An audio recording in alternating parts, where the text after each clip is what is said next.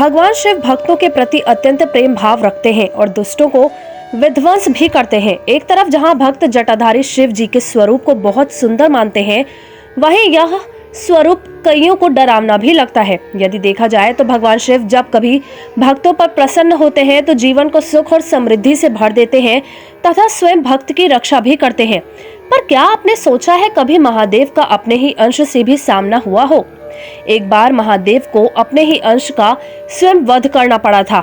आइए जानते हैं वह रोचक कथा जब महादेव ने अपने अंश और दैत्य राज जालंधर का सृष्टि की रक्षा के लिए विनाश किया। देवी भागवत पुराण के अनुसार एक बार भगवान शिव ने अपने तेज का अंश समुद्र में छोड़ दिया, जिससे जालंधर नामक एक वीर बालक ने जन्म लिया।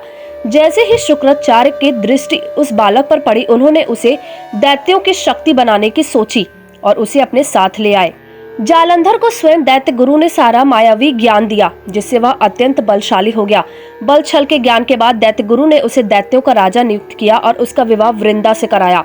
वृंदा भगवान नारायण की भक्त थी तथा उसी के प्रेम और पतिव्रत धर्म से कोई भी जालंधर का सामना नहीं कर पाता था। सभी देवता उसके सामने कमजोर पड़ जाते। एक समय जालंधर को अपनी शक्तियों पर अहंकार हो गया, इसलिए उसने भगवान नारायण की पत्नी माता लक्ष्मी को मारना चाहा, जिसके लिए उसने बैकुंठ पर हमला कर दिया। बैकुंठ में माता लक्ष्मी को देखकर वह उनके रूप पर मोहित हो गया, परंतु माँ लक्ष्मी ने स्वयं के रक्षण के लिए कहा, हे जालंधर, तुम्हारे मन में जो भी बात है उसको त्याग दो। जल से जन्म लेने के कारण हम दोनों भाई बहन हैं, इसलिए जो तुम सोच रहे हो वह संभव नहीं। इस बात से जालंधर प्रभावित हुआ। इसके बाद जालंधर ने पार्वती जी को अपनाने की सोची और कैलाश पर्वत जा पहुंचा।